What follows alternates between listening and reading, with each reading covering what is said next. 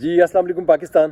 آج کشمیر کے اندر بڑا زبردست موسم ہے، لیکن ہمارے ملک کے اندر سیاسی موسم جو ہے وہ بہت ہی خراب ہے اور اس نے خطرے کی گھنٹی جو ہے وہ بجا دی ہے. میں آج بیسیکلی بات کروں گا آرمی چیف کے جو احساسات ہیں جس کے اوپر انڈیا میں اور کچھ جرنلسٹ جو ہے نا بہت بڑا ایک پروپیگنڈا کر رہے ہیں. سب سے پہلے میں ہلکی سی آپ کو انوائرمنٹس بتاؤں گا. تو اس میں آپ دیکھیں کہ اس وقت جو انگلینڈ کے اندر تسنیم حیدر نے پریس کانفرنس کی اور اس نے بتایا جی کہ نواز شریف ارشد شریف کے مرڈر میں انوالو ہے اور عمران خان کے جو اوپر حملہ ہوا ہے اس میں بھی وہ انوالو ہے. ایک تو یہ ڈیولپمنٹ ہے اور اس کے اوپر نواز شریف فرا نے وہ اس وقت چھوڑ دیا ہے برطانیہ کو. دوسری بات یہ ہے کہ آرمی چیف کا تقرر نہیں ہو رہا. اور تیسری بات یہ ہے کہ خواجہ آصف نے بہت ہی فاؤل قسم کی بات چیت سٹارٹ کر دی ہے اسمبلی کے اندر اگینسٹ پاکستان آرمی. اور اس کے بعد 26 تاریخ کا عمران خان نے بھی دیا ہوا ہے اس وقت جو دھرنا انہوں نے دینا ہے. اور اس کے ساتھ ساتھ آپ دیکھ رہے ہیں کہ ملکی اکانومی بھی بہت ڈاؤن جا رہی ہے. تو یہ ساری چیزوں کو اگر ہم اکٹھا کریں تو اس ملک کے اندر ایک افراتفری اور بے چینی کا عالم ہے اور دشمن اس سے جو ہے نا وہ ایڈوانٹیج لینا چاہتا ہے.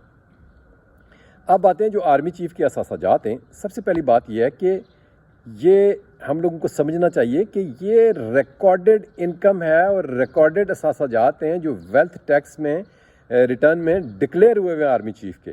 اس میں تو ہمیں پریشانی کرنی نہیں چاہیے کیونکہ اس میں جب بھی آپ چاہیں گے اس کا آپ لوگ آڈٹ کر سکتے ہیں. وہ لکھا ہوا ہے. مشکل تو اس جگہ پہ آتی ہے کہ جب آپ کا پتہ چلے کہ آپ کا ایک پیلس جو ہے وہ سرے پیلس ہے, دوسرا کہیں راک ووڈ میں ہے, تیسرا آپ کا کہیں لاہور میں ہے, چوتھا پیرس میں ہے, پانچواں فلانی جگہ ہے. یہ پلاٹس ہیں ڈکلیئر نہیں ہوئے, بے نامی ہے اور آپ کا پیسہ باہر اربوں میں گیا ہے, اس کی کوئی ٹرانزیکشن رسیدیں نہیں ہیں, باقی نہیں ہیں. تو جو چیزیں ریکارڈ کا حصہ بن جاتی ہیں ایک تو ان کی چھان بین آسانی سے ہوتی ہے اور نمبر 2 اگر آپ دیکھتے ہیں کہ کوئی بندہ بیونڈ مینز رہ رہا ہے, اس کے احساسات اور اس کی آمدن آپس میں جو ہے نا کمپیٹیبل نہیں ہے تو اس کا بھی آرام سے آڈٹ ہو سکتا ہے کہ بندہ 10 کروڑ کی گاڑی استعمال کر رہا ہے, 4 لاکھ اس کی انکم ہے, کدھر سے پیسہ لایا ہے, کوئی حکومت کو اس نے لوٹا ہے یا کوئی اور اس کے ذرائع انکم ہے, کس طرف سے یہ گیا ہے. تو وہ چیزیں بڑی آسانی سے ٹریس ہو سکتی ہیں جو ریکارڈ کا حصہ ہیں. تو آرمی چیف کا جتنا بھی کچھ ہے اس وقت وہ سارا ان کا ریکارڈ کا حصہ ہے. اور یہ کہنا کہ جی ان کا 2013 میں کچھ نہیں تھا 2017 میں بن گیا, یہ بھی میں آپ کو بتا دوں کہ ہم جو آرمی آفیسرز ہوتے ہیں, اگر میں اپنی ذاتی بات کروں تو میرے پاس 2010 11 12 13 میں کچھ بھی نہیں تھا. میں 13 میں جب ریٹائر ہوا تو اس کے بعد مجھے کمیوٹیشن ملی ہے, ایک دم میرے پاس پیسہ آیا, مجھے جو گورنمنٹ نے پلاٹس دیے, مجھے جو گھر دیا گورنمنٹ نے نہیں بلکہ فوج نے. میں فوج اس لیے کہتا ہوں کہ مجھ پہ 1 روپے کا احسان نہیں ہے گورنمنٹ آف پاکستان کا اس پوائنٹ آف ویو سے.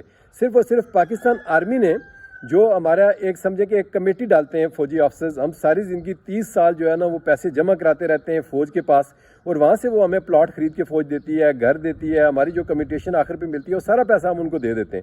تو یہ پراپر ایک پلاننگ کی ہوئی ہے فوج نے اور اس کے مطابق جو ہے نا ہمیں وہ چیزیں ملتی ہیں. اور اس میں ہم گورنمنٹ ایکسچیکر کے اوپر یا حکومت پاکستان سے 1 روپے کے ہم جو ہے نا جو ہمارا ایکچوئل ہے حق حقوق اس سے اوپر ہم نہیں لیتے. تو ایک تو چیز آپ کو یہ پتہ ہونی چاہیے. دوسری بات یہ ہے کہ یہ جو اس طرح کا پروپیگنڈا ہے یہ ایک ہائی بریڈ وارفیئر کا حصہ ہے. اور آپ یہ دیکھیں کہ جب بھی کوئی انڈیا والا آپ کے خلاف یہ بولے گا, پروپیگنڈا کرے گا ہماری فوج کے خلاف, پاکستان آرمی کے خلاف یا آپ کے بزنس مین کے خلاف, سیاستدانوں کے خلاف, تو سمجھیں کہ وہ اس وقت ہائی بریڈ وارفیئر میں وہ ہمارے لوگوں کی نفسیات کے ساتھ کھیلنا چاہ رہا ہے اور ملک کے اندر افراتفری مچانا چاہ رہا ہے. اس کے اوپر ہم لوگوں نے کان نہیں دھرنے. Thank you very much. Pakistan زندہ باد.